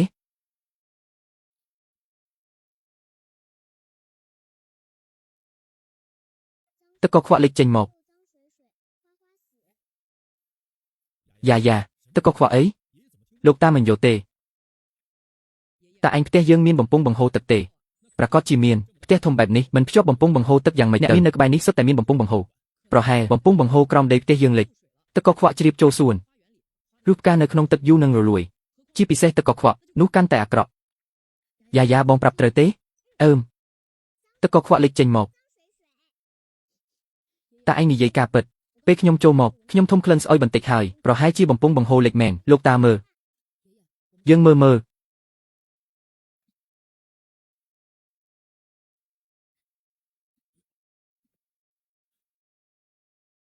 អូលេចមែនខ្ញុំតែងតែដាក់ជីកសិកម្មបើធំក្លិនអីខ្ញុំគិតថាជាក្លិនជីដឹងថាលេចត្រង់នេះយ៉ាចៅស្រីល្អរបស់តាអញពិតជាតារាសំណាងរបស់តាមែនតាចិញ្ចឹមផ្កាយូរម្លេះក៏មិនលូតលាស់តែមិនដឹងមូលហេតុដើមហេតុនៅទីនេះហើយហេលោកជេងខ្ញុំដឹងហើយថាផ្កាពីមុនហេតុអីមិនល្អពេលជួសជុលបំពង់រួចផ្កាអ្នកមិនល្អស្មើខ្ញុំទេខ្ញុំមានចៅស្រីតូចជាទីសំណាងលោកឈិនកុំមើលស្រាលពេកដាំផ្កាឲ្យចេញផ្កាសិនដូចផ្កាប៉ាវយ៉ាវរបស់លោកលីនគេថានេះជាផ្កាល្អ100ឆ្នាំម្ដងមើលខ្ញុំដាំល្អប៉ុណ្ណាសត្វល្អិតហាយ៉ាកុំនិយាយបំភ្លើសដើម្បីជួយតែឯងអីកាបូជានេះខ្ញុំថែទាំរាល់ថ្ងៃមានដង្កូវមកពីណាមានដង្កូវហើយផ្កាល្អមិនទៅចៅស្រីខ្ញុំចេះតែចំហៀងខ្ញុំតែខ្ញុំគិតថាយ៉ាមិនមែននិយាយលេងទេតាជេងប្រហែលផ្កាឯងមានដង្កូវមែនពាក្យក្មេងមកជឿអីឯងថាអត់បានផ្កាល្អទើបនិយាយតាជេងកុំរឹងរូបពេកហើយទើបរកឃើញមូលហេតុហើយផ្ការបស់ខ្ញុំមិនលូតលាស់ព្រោះទឹកកកខ្វក់ចាំខ្ញុំដោះស្រាយទឹកកកកាយើងមួយណាល្អជាងមិនទាន់ដឹងទេខ្ញុំមិនជឿទេម្យ៉ាងទៀតប្រហែលយ៉ានិយាយលេងទេចៃដន្យឲ្យប៉ុណ្ណោះតាជេងយើងអាចមើលផ្កាបូជារបស់តាបានមើលទៅមើលឲ្យច្រើនដាំផ្កាល្អយ៉ាងនេះកម្រណាស់ហេ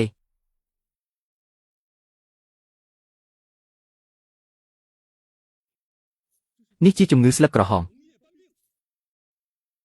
តាជំងឺស្លឹកក្រហមនឹងអីស្លឹកក្រហមនឹងឯងវាជាមេរោគមួយប្រភេទបើផ្កាបូជាកើតជំងឺនេះហើយមិនព្យាបាលស្នាមក្រហមនឹងរាលដាលពេញដើមមិនដល់2ខែផ្កានឹងក្រៀមស្វិតអូយ៉ាលើកក្រោយតាជេងនឹងឲ្យផ្កាផ្សេងទៀតផ្កានេះតាយកទៅកាត់ដាំវិញតាជេងបើផ្កាឯងមិនទាន់ជាសះស្បើយក៏មិនអីដែរចាំបំពង់ទឹកក្នុងសួនខ្ញុំជួសជុលរួចខ្ញុំនឹងដាំផ្កាល្អជាងនេះស្វាគមន៍មកមើលហាយ៉ាអញទៅមកដល់តានេះធ្វើឲ្យតាមានមុខមាត់បរោះចំណាស់នោះប្រាប់តាមកឯងចង់បានអីតានឹងទិញផ្ទះធំឡានលុយឲ្យបើឯងចង់បានតាឲ្យទាំងអស់តាយ៉ាទៅតែ5ឆ្នាំគាត់ដឹងអីឡានផ្ទះលុយអាយុ5ឆ្នាំអីក៏អីខ្ញុំមិនខ្វល់ថាយ៉ាគាត់មិនយល់តានឹងបង្រៀនឲ្យគាត់យល់តាមានដីចិត្តសមុទ្រទៀតនៅក្បែរនេះតាឯងឆ្នេរឲ្យយ៉ាទៅយ៉ាសប្បាយចិត្តទេអរគុណតាយ៉ាសប្បាយចិត្តណាស់តែយ៉ាមិនចង់បានអំណោយពីតាទេយ៉ាចង់បានតែតាមានសុខភាពល្អគ្មានជំងឺគ្មានគ្រោះថ្នាក់យ៉ាពូកែណាស់មិនខានជាកូនស្រីល្អទេតាឯងខ្សោយខ្លួនប្រយ័ត្នផងយ៉ាឯងជាតារាសំណាងពិតអុយចៅស្រីតូចរបស់តា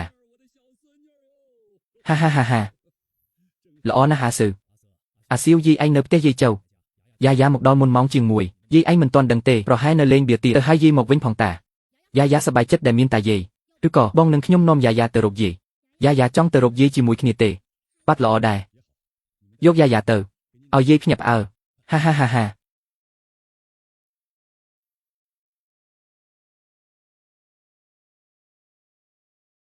ហុងចុងស៊ូវិននិយាយថាអាយ៉ានផ្ទះឯងយកក្មេងស្រីមកចិញ្ចឹមថ្ងៃនេះអាសៀវឯងនាំកូនមកមិនទៅមើលគាត់ទេអីមើលអីទៅឯងដឹងទេខ្ញុំមិនចូលចិត្តក្មេងកូនប្រុសទាំង4របស់អាយ៉ានជាចៅពិតចៅប្រុសខ្ញុំនៅធុញទីម្លេះសោះនេះជាកូនចិញ្ចឹមរំខានថងខ្ញុំប៉ះសាន់ធាវយ៉ាវជីអូយខ្ញុំឈ្នះហើយស៊ូវិនសុំទោសផងឈ្នះឯងទៀតហើយឯងឈ្នះទៀតហើយមើលទៅបៀខ្ញុំមិនទាន់ដុសផ្សិតផងឯងឈ្នះបៀខ្ញុំទៀតថ្ងៃនេះដៃខ្ញុំអាក្រក់ណាស់តែស៊ូវិនគាត់មកឃើញឯងពិសេសឯងមិនទៅមើលគាត់ទេអូខ្ញុំថាហើយខ្ញុំស្អប់ក្មេងម្លេះសោះជាកូនចិញ្ចឹមមិនមើលទេ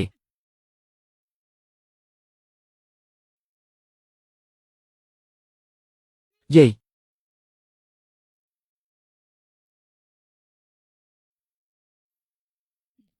លោកយាយគឺកូនទី3និងទី4របស់គ្រូសាឈីននាំកូនស្រីតូចរបស់គ្រូសាឈីនមកជាចៅស្រីថ្មីរបស់ស៊ូហ្វិនឆាប់នាំគេមកប្រាប់ផ្ទះបាយរៀបចំនំខ្លះបាទស៊ូហ្វិនទើបតែខឹងហើយស៊ុយឈីងនាំក្មេងស្រីនោះចូលមកគាត់មិនខ្លាចស៊ូហ្វិនខឹងទេស៊ុយឈីងជាម្ចាស់ផ្ទះមានហេតុផលបិទទ្វារទេចាំស៊ូហ្វិនខឹងយើងជួយនិយាយបន្តិចកុំឲ្យស៊ុយឈីងអាម៉ាស់ធ្វើបែបនេះទៅបានតែបែបហ្នឹងស៊ូហ្វិនមិនបណ្ដេញក្មេងស្រីនោះចេញទេអាចទេប្រញាប់ខាត់បន្តិចគួរឲ្យស្រឡាញ់បែបនេះបណ្ដេញចេញអាណិតណាស់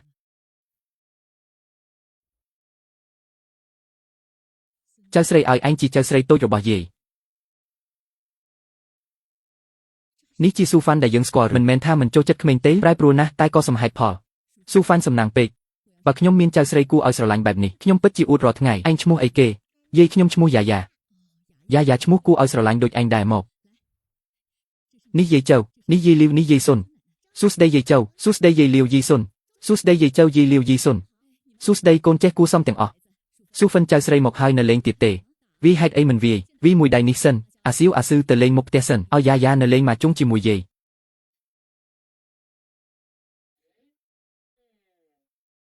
ស៊ូហ្វិនពីមុនតែកូនប្រុស4នាក់មិនដែលអប់បែបនេះទេសម្លៀកបំពាក់គាត់សុទ្ធតែសូត្រខ្លាចក្មេងធ្វើឲ្យគាត់ខូចឥឡូវគាត់ពាក់ឈុតស៊ូជូដែលទើបដេរួចហើយអប់យ៉ាបែបនេះយ៉ាឲ្យយាយឯងស្រឡាញ់ឯងណាស់តែគាត់លេងបៀមិនសូវចំណេញទេហុងចុងដៃអីចឹង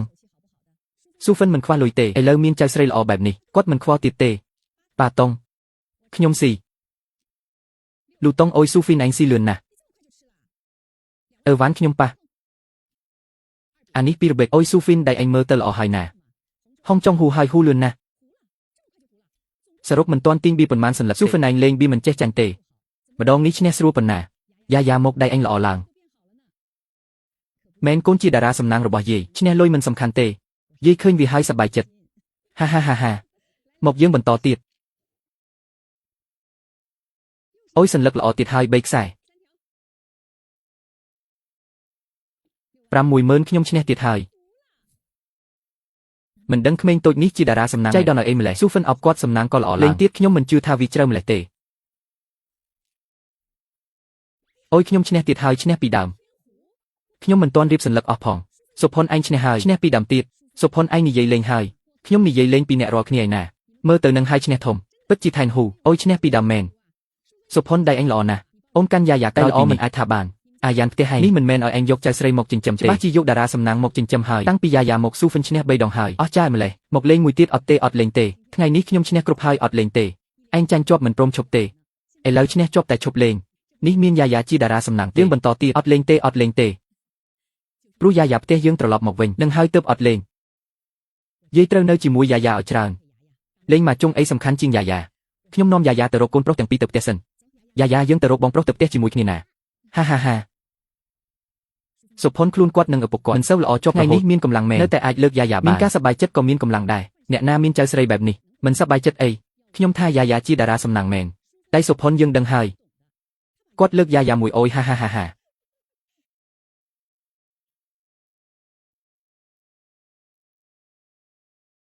ខ្ញុំមិនត្រឹមតែលេងបៀដៃល្អប៉ុណ្ណោះសុខភាពក៏ល្អដែរយាយម៉ាអូនអបយ៉ាហើយសុខភាពទើបល្អឥឡូវមិនវិលមុខទៀតទេជើងក៏មិនឈឺដែរហើយខ្ញុំក៏ដោយសារយ៉ារកឃើញមូលហេតុជំងឺនឹងហើយទើបជើងខ្ញុំល្អឡើងចាតាក៏ដោយសារយ៉ាដែរឥឡូវខ្លួនខ្ញុំរឹងមាំណាស់អូយ៉ាពិតជាតារាសំណាងមែនហេតុអីស្គមលេះអាយុ5ឆ្នាំហើយនៅស្រើម្លេះទៅយាយនាំអញទៅផ្សារទិញនំតូចនៅលើកោះមានម្ហូបឆ្ងាញ់ច្រើនណាស់យ៉ាញ៉ាំឲ្យច្រើនណាស់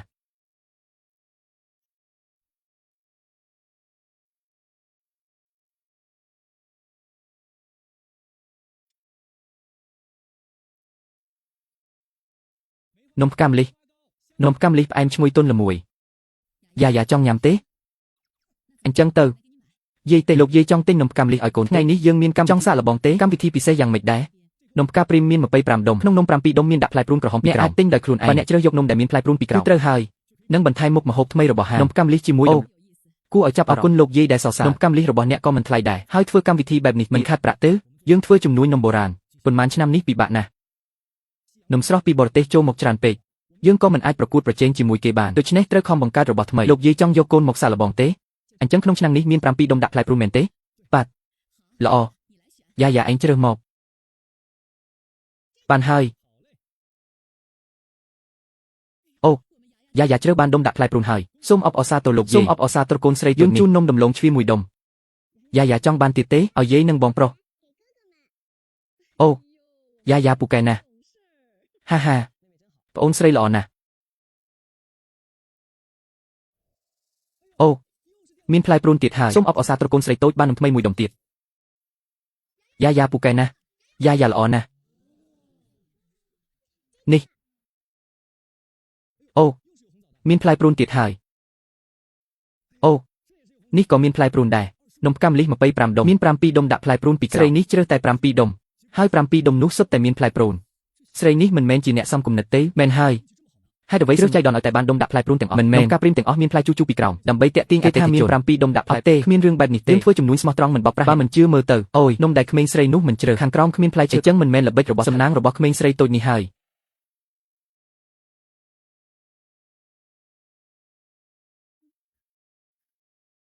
ឆ្ងាញ់ណាស់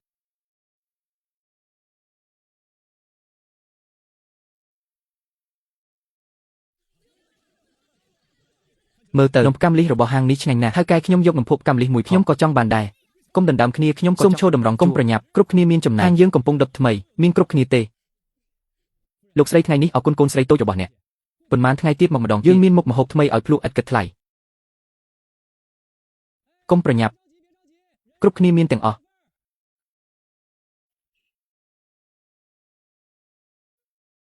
កូនស្រីតូចជាតារាសំណាងហើយទៅហាងណាក៏ទិញបានអាចនាំចំណូលល្អដល់គេចាំបាច់និយាយទៀតមើលរាងកាយខ្ញុំហើយជើងអាសៀវធំណាស់ឥឡូវស្រួលខ្លួនណាស់អញ្ចឹងហើយតាំងពីយាយាប្រាប់ខ្ញុំថាប្រើថ្នាំច្រើនពេកឲ្យថ្នាំភ្លាមឥឡូវឈឺតិចតួចទៀតជាសេះស្បើយលឿនណាស់យាយារបស់យើងជាតារាសំណាងហើយទៅផ្ទះវិញ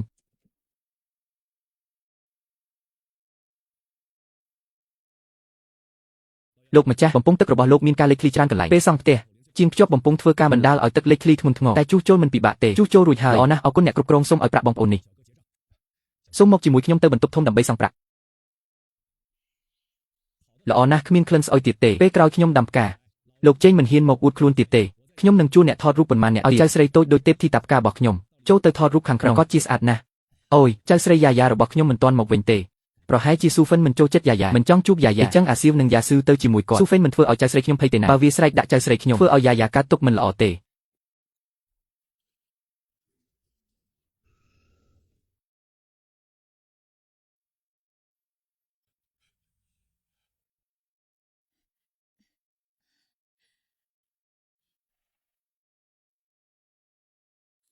អូយមុខយាយាប្រឡាក់ម្សៅយាយហើយយាយអោបយាយាលើក្រោយលែងលាបំសៅទៀតហើយផ្ទះបាយមិនត្រូវការតុបតែងទេចូលចិត្តស្អាតណាស់អាយុ60ហួសហើយសុខភាពក៏មិនសូវល្អនៅតែពាក់ស្បែកជើងកែងខ្ពស់រាល់ថ្ងៃឥឡូវបដូរចិត្តដោយសារយាយាយាយលាបំសៅស្អាតណាស់យាយមិនលាបមុខក៏ស្អាតដែរយាយចង់អោបយាយាជាងយាយាមកដល់ហើយមកតាអោបយាយមិនទាន់អោបឆ្អែតទេមិនទាន់ឲ្យតាអោបទេអញ្ចឹងឲ្យយាយាជ្រើសរើសយាយាតាស្រឡាញ់យាយាណាស់ចាំដាក់ឲ្យដីមួយដុំយាយាអាចសង់ផ្ទះនៅទីនោះពេលក្រោយសង់ផ្ទះមើលសមុទ្រធំមួយនៅស្រួលណាស់ថ្ងៃក្រោយតាអាចឲ្យអំណោយទៀតមកអោបយាយាយាយក៏ស្រឡាញ់យាយាដែរយាយឲ្យហាង4កន្លែងយាយាមិនបាច់នៅទីនោះចិត្តផ្លូវអាហារឬខ្លាំងយាយាមកនៅផ្ទះយាយវិញហាងនោះជួលអស់ហើយយាយាគ្រាន់តែទទួលលុយស៊ូហ្វេនឯងនិយាយអីយាយាបើឯងធុញទីនោះមិនអីទេឯងអាចសង់សន្តាគារលើដីនោះឥឡូវនៅក្រៅប្រទេសមានសន្តាគារច្រើនណាស់យាយាក៏សង់មួយឲ្យគេជួលដេកតាឲ្យប្រកាសជាមានប្រយោជន៍យាយាឲ្យតាអោបយាយអោបតាអោប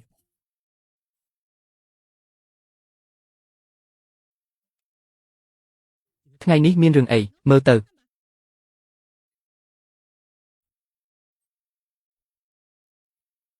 អូយអញឃើញយាយាហើយឈប់លេងបៀបើមិនអញ្ចឹងទេលុយនេះទៅមិនរួចទេគិតអីខ្ញុំឈ្នះលុយយាយាមកខ្ញុំឈ្នះលុយយាយនៅឈ្នះ1528ទៀតបៃស៊ូហ្វេងឯងមានសំណាងល្អម្លេះដូចរឿងនិទានអញ្ចឹងយាយាពូកែមែនទេកូនសំណាងមកដល់ខ្ញុំសំណាងល្អប៉ុន្តែខ្ញុំមិនមែនស្រឡាញ់ព្រោះគាត់ជាកូនសំណាងទេឃើញម្ដងក៏ស្រឡាញ់ភ្លាមចៅស្រីល្អណាស់លោកតាលោកយាយយើងយកយាយាទៅជួបឌៀនទេខ្ញុំក៏យូរហើយមិនបានជួបឌៀនអញ្ចឹងឌៀនណែណាហេតុអីខ្ញុំមកយូរហើយមិនឃើញឌៀនសោះឌៀនជាអ្នកណាឌៀនអូនវីជាថ្មីឥឡូវប្រហែលជាសម្រាប់ក្នុងសម្បុកយាយាឌៀនជាឆ្កែតូចរបស់យាយគឺពូទី4យកមកពីបរទេសឈ្មោះថា Border Collie វាជាឆ្កែគួរឲ្យស្រឡាញ់ណាស់តែវាឈឺមិនអាចលេងជាមួយយាយាបានទេពេលវាជាសះស្បើយឲ្យវាលេងជាមួយយាយាទេឌៀនឆ្លាតណាស់ចេះចាប់ fresh bee ទៀតវាថែមទាំងចេះបង្វិលខ្លួនចេះចាប់ដៃវាចេះច្រើនណាស់យាយាប្រកាសជាចូលចិត្តវាណាស់អញ្ចឹងឌៀនឈឺវាមិនមែនតែងតែមានសុខភាពល្អទេហេតុអីក៏ឈឺអត់ទេគេមើលថែវាយ៉ាងយកចិត្តទុកដាក់មិនបានញ៉ាំអីខុសទេរកពេទ្យសត្វមកមើលច្រើនអ្នកហើយរកមូលហេតុមិនឃើញពីមុនខ្ញុំគិតថាវាជាឆ្កែពីបរទេសពេទ្យសត្វពីបរទេសប្រហែលជាដឹងថាវាឈឺអីក៏ឲ្យគេទៅរកពេទ្យសត្វពីបរទេសពួកគេមានសក់ពណ៌មាសភ្នែកខៀវពេទ្យម្នាក់ថាវាមានសុខភាពល្អតែឌៀនអត់មានកម្លាំងតែមិនចង់ញ៉ាំអីថ្មីនេះវាស្គមច្រើនយាយនាំយើងទៅមើលឌៀនទៅ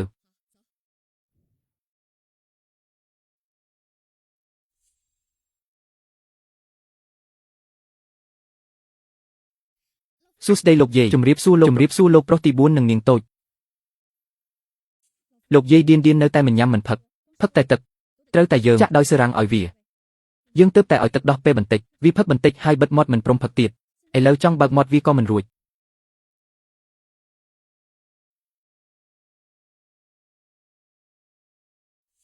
ហេតុអីក៏អញ្ចឹងនេះមិនមែនឌៀនទេឌៀនមិនចាំខ្ញុំទេ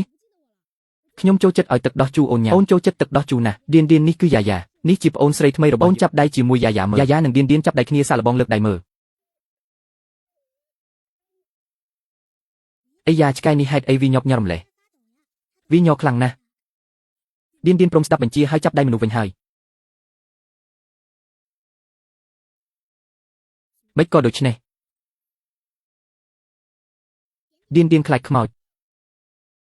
តូចនាងតូចអូនកុំនិយាយអីចម្លែក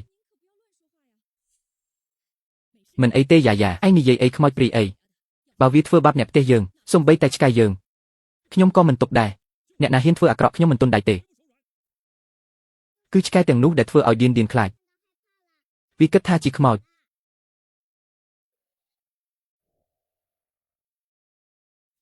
នោះមិនមែនជាអាហារឆ្កែរបស់ឌៀនទេនៅទីនោះអត់មានខ្មោចទេយ៉ាយ៉ាឯងនិយាយអីគេអញ្ចឹងទេគ្រាន់តែធុងអាហារឆ្កែមួយយាយតារូបឆ្កែនៅលើធុងអាហារឆ្កែឌៀនខ្លាចវាគិតថាជាខ្មោចអូបាទនេះនៅក្នុងបន្ទប់ខ្ញុំព្យួររូបមនុស្សចម្លែកច្រើនខ្ញុំឃើញក៏ខ្លាចដែរចាជាពិសេសពេលយប់ភ្លើងស្រអាប់ភ្ញាក់ពាក់កណ្ដាលអាធ្រាត្រឃើញពន្លឺស្រអាប់ឃើញមនុស្សចម្លែកច្រើនអ្នកក្នុងបន្ទប់ឈរនឹងក៏ខ្លាចដែរមិនឆ្ងល់ទេឌៀនខ្លាចហ្វៃលីលីអញទាំងពីរបដូរធុងអាហារឆ្កែនេះទៅបដូរជាធុងស្រូវយកធុងទាំងនេះទៅចោល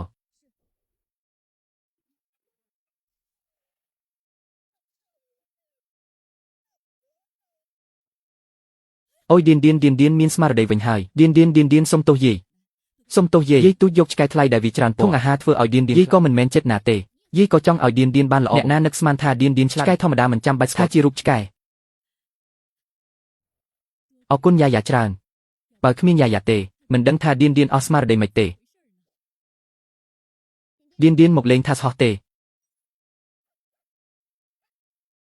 តែយាយតាយើងនាំយ៉ាយ៉ាទៅខាងក្រៅលេងថាស្ហោះជាមួយឌៀនបាទអីយ៉ាពិនពូកែណាស់យ៉ាយ៉ាចង់លេងជាមួយអញណែអញបោះ Frisbee ទៅវាចាប់បានល្អណាស់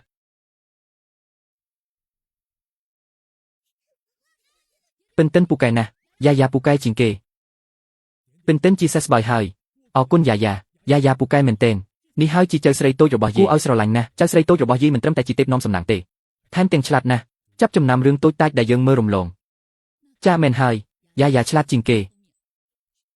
លោកតាលោកពូមានទូរស័ព្ទចូលខ្ញុំទៅលើអាស៊ឺមើលថែប្អូនស្រីផងបាត់យាយខ្ញុំធានាធ្វើឲ្យបាន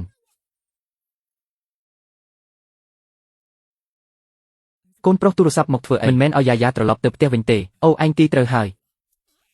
ខ្ញុំទៅនឹងនៅជាមួយយ៉ាយ៉ាក៏ប្រញាប់ឲ្យយ៉ាយ៉ាត្រឡប់វិញហើយកូនច្បងកូនអាក្រក់នោះស្រឡាញ់យ៉ាយ៉ាដូចក្របភ្នែកឲ្យគាត់មកនេះក៏ល្អហើយឲ្យយ៉ាយ៉ានៅយូរកុំសង្ឃឹមឡើយទូរស័ព្ទមកទៀតហើយមិនមែនឲ្យយ៉ាយ៉ានៅបន្ថែម2ថ្ងៃទេមិនដឹងទេមើលសិនកូនអាក្រក់ឯងចង់បានលុយទៀតហើយឯងរាប់មើលឯងសុំលុយគ្រួសារប៉ុន្មានឆ្នាំហើយប្រគល់មរកហាងឲ្យឯងមិនសង្ឃឹមឲ្យឯងធ្វើឲ្យធំដុំទេឯងរក្សាមិនឲ្យខាតក៏ពូកែហើយឯងវិញប៉ុន្មានឆ្នាំនេះរញ៉េញ៉ៃម៉ាក់ល្អត្រូវឯងធ្វើឲ្យខូចខាតអស់ឯងមិនអាចប្រកបរបរដោយស្ងៀមស្ងាត់បានទេឯងឥឡូវជាមេតបស៊ូហ៊ូមិនបាច់ឲ្យឯងមានជោគជ័យដូចឯងគ្រាន់តែកុំរញ៉េញ៉ៃក៏ល្អហើយមិនខ្លាចឯងលេងសប្បាយខាតបងទេមានចិត្តខ្ពស់ហួសហេតុឯងនៅផ្ទះស៊ីអស់ដេកលក់ក៏មិនខាតលុយច្រើនដូចនេះដែរឯងនៅតែមានមុខមកសុំលុយខ្ញុំទៀតកូនប្រុសតូចរបស់ពូវាងផ្ទះចិត្តគ្នាស៊ីផឹកលេងស្រីលបែងសុទ្ធតែដែលមានរូបរាងត្រឹមត្រូវគាត់មិនខាតលុយដូចឯងរកស៊ីខាតទេតាស្ដីបន្ទោសគេយ៉ាយ៉ាតាខឹងហើយកុំស្ដាប់យើងទេយាយនាំឯងទៅលេងជាមួយពុកទៀតទៅចាំបន្តិចទៀតប៉ាម៉ាក់ឯងនឹងចាត់គេមកទទួលហើយប្អូនទី4អត់មានរបៀបរៀបរយសោះបងធំនៅអាយុគាត់ដឹកតបវាដណ្ដើមខេត្តចិត្តខាងអស់ហើយមិនរកក៏មិនអីមនុស្សមិនចាំបាច់រៀបការក៏បានដែរហេតុអីបងត្រូវទៅបារម្ភរឿងអូ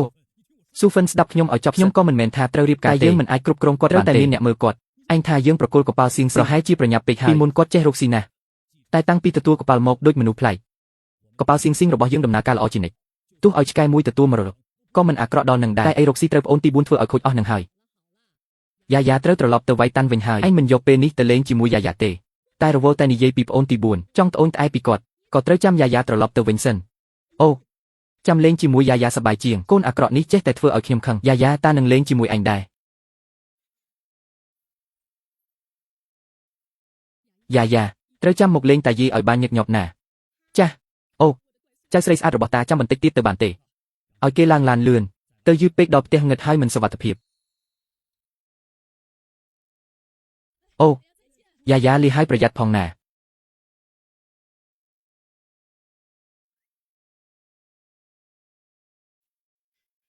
យ៉ាវយ៉ាវម៉ាអូយ៉ាវយ៉ាវថតឡើងសប្បាយនៅផ្ទះតាយាយមែនទេចាស់សប្បាយណាស់មានរបស់ឆ្ងាញ់ច្រើនហាហាហាហាឆ្មាតូចល្មកកុំខ្លាចអាម៉ាក់មានរបស់ឆ្ងាញ់ច្រើនដែរឲ្យឯងញ៉ាំឲ្យឆ្អែតឯងទៅណាក៏បានញ៉ាំរបស់ល្អអាស៊ឺក៏ធំឡើងច្រើនដែរបងមិនត្រឹមតែធំទេកម្លាំងក៏ច្រើនដែរនៅផ្ទះតាយាយគាត់ជីកដីជូរបំពង់ទឹកទៀតអញ្ចឹងទេអាស៊ឺរបស់ម៉ាក់ពូកែបងទី3ពូកែអត់ទេខ្ញុំទើបតែជីកដីប៉ុន្មានដងទេបំពង់ទឹកគឺពូកម្មក៏ជុះនឹងក៏ពូកែដែរអាស៊ឺរបស់ម៉ាក់ធំពេញវ័យហើយទៅផ្ទះយើងទៅមើលបន្ទប់ដែលរៀបឲ្យយ៉ាយ៉ាបាទ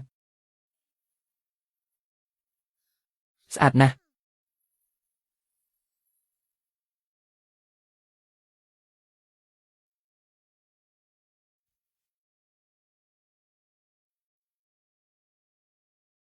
យ៉ាយ៉ាចូលចិត្តទេចូលចិត្តអរគុណម៉ាក់អញ្ចឹងយ៉ាយ៉ាគិតថាបន្ទប់នេះខ្វះអីទៀត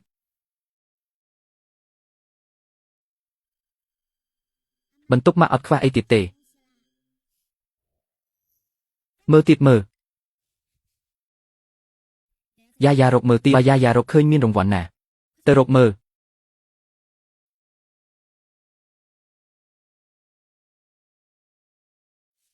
ខ្ញុំដឹងហើយខ្វះមាសយ៉ាយ៉ាបើកទូក្បែរទៅសៀវភៅមើលបាទ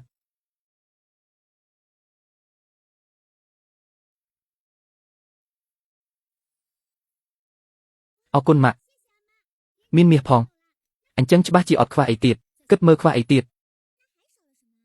ខួរក្បាលយ៉ាយ៉ាឈប់ដំណើរការហើយម៉ាក់ខ្វះអីទៀតម៉ាក់ក៏គិតមិនឃើញដែរច្បាស់ជាខ្វះសម្លៀកបំពាក់ស្អាតយ៉ាយ៉ាឯងទៅផ្ទះតាដាក់អស់នឹង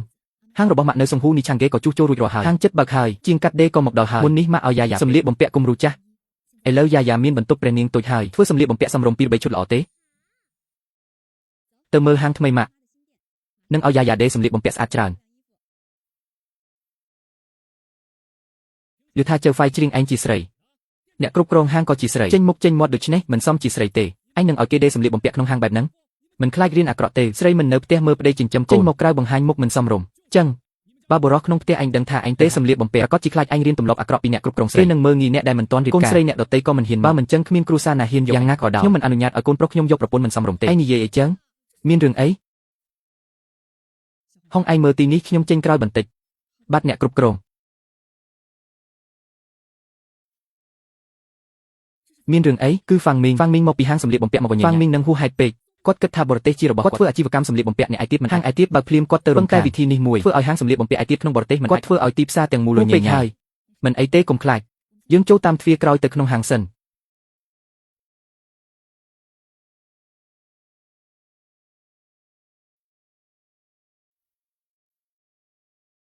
លោកម្ចាស់លោកថាតើយើងទៅសុំពីមេតបយកកាំភ្លើងយន្តពីបាញ់ហ្វាំងមីងនោះចោលគាត់មិនដឹងថាហាងនេះជារបស់លោកទេបើគាត់ដឹងខ្ញុំថាគាត់មិនហ៊ានធ្វើអំនួតបែបនោះទៀតទេឈុតចិនបង្ហាញរៀងស្អាតណាស់ឈុតបោះចំប្រទេសធ្វើឲ្យមើលទៅថ្លៃថ្នូរលោកម្ចាស់កូនស្រីតូចនិយាយអីគ្នា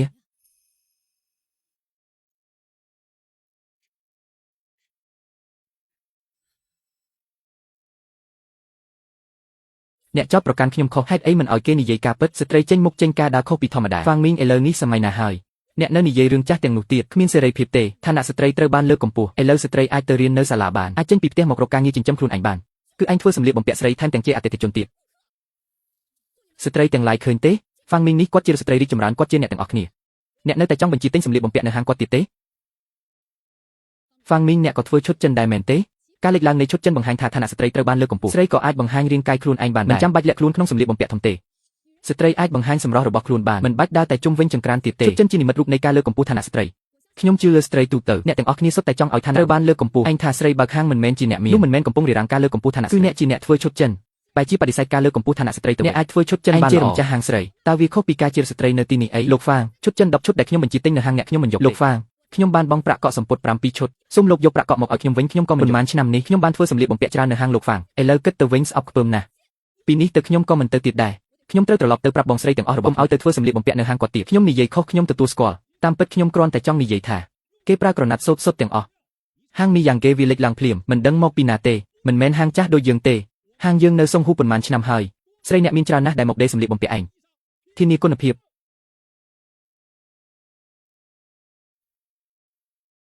អ្នកមិនមកហាងចាស់យើងដេរសម្លៀកបំពាក់ទេទៅដេរនៅហាងមីយ៉ាងគេថ្មីមិនខ្លាចធ្វើមិនល្អទេខ្ញុំចង់មើលថាឯងនៅរត់យ៉ាងម៉េចទៀត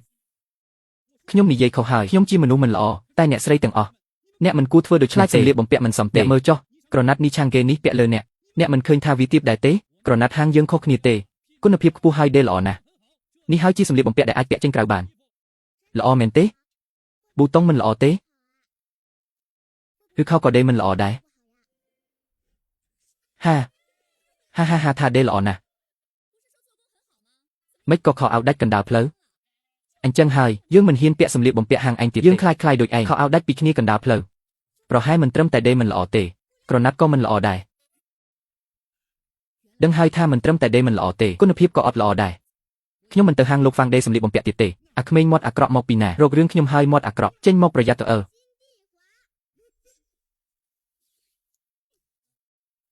ឃើញខ្ញុំមិនបាច់អន់ក្បាលធំបែបនេះទេអ្នកស្រីឌូជួនថៅកែនេះមិនមែនក្រណាត់ហាងយើងទេហ្វាំងមីងមិនដឹងយកក្រណាត់ពីណាមកថាជារបស់យើងដើម្បីបង្ខូចឈ្មោះហាងនេះយ៉ាងគេយើងមិនទាន់បើកជាផ្លូវការទេគាត់មានក្រណាត់ផ្ទះយើងហើយយើងដេរតាមបញ្ជាតែប៉ុណ្ណោះមិនលក់ក្រណាត់ដាច់ដោយឡែកដូច្នេះមិនមែនក្រណាត់យើងទេសួស្ដីអ្នកទាំងអស់គ្នាហាងនេះឆាងគឺយើងមិនទាន់បើកជាផ្លូវការទេយើងត្រៀមអ្វីគ្រប់យ៉ាងរួចរាល់ហើយសូមស្វាគមន៍អ្នកទាំងអស់គ្នាមុនពេលបើកហាងមកទស្សនាហាងនេះយ៉ាងគេយើងប្រើក្រណាត់សូត្រល្អបំផុតពីក្រណាត់សូត្រដែលមានគុណភាពជាងកាត់ដេរជាងប៉ាក់សុទ្ធតែជាងមានបទពិសោធន៍ជាង20ឆ្នាំស្វាគមន៍ស្ត្រីរីកចម្រើនទាំងអស់បុរសសម័យថ្មីមកទស្សនាហាងយើង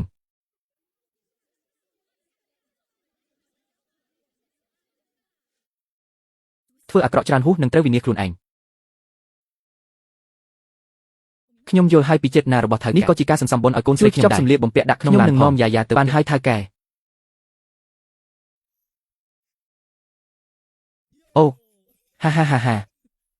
រឿងអីសប្បាយម្លេះហាយ៉ានថ្ងៃនេះអរគុណអ្នកណាស់អ្នកគ្រប់គ្រងចៅនិយាយនៅនេះឆាំងទៅហើយឈុតឆេង30កៅស្ត្រីអាចបង្ហាញរាងកាយមិនបាច់លាក់ខ្លួនក្នុងសម្លៀកបំពាក់ធំទៀតតែធ្វើឲ្យគេជាសញ្ញានៃការលើកកម្ពស់ទទួលបានសេរីភាពនេះមិនមែនជារបស់អ្នកគ្រប់គ្រងចៅទេអ្នកឲ្យគាត់និយាយមែនទេ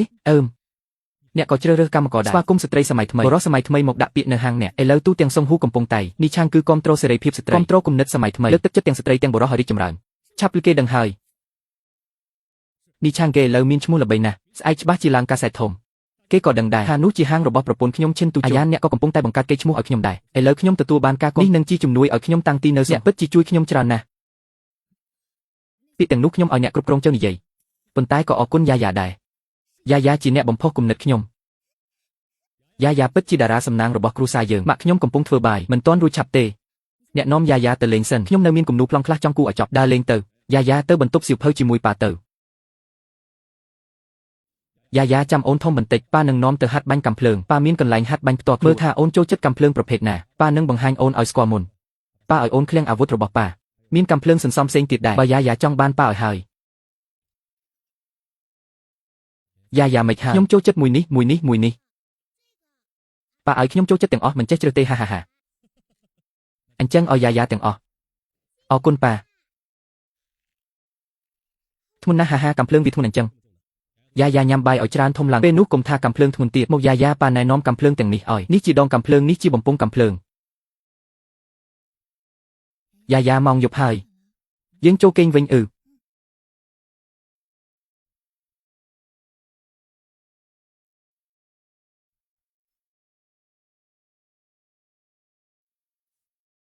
យ៉ាវដេកលក់ហើយ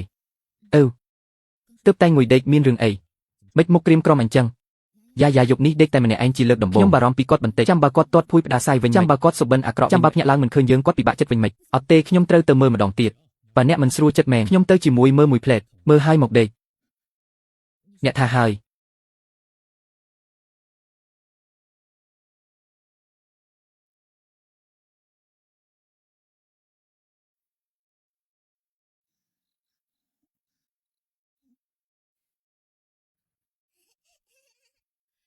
យ៉ាយ៉ានេះកំពុងសុបិនល្អហើយប្រហែលជាអញ្ចឹងម៉ាក់ប៉ា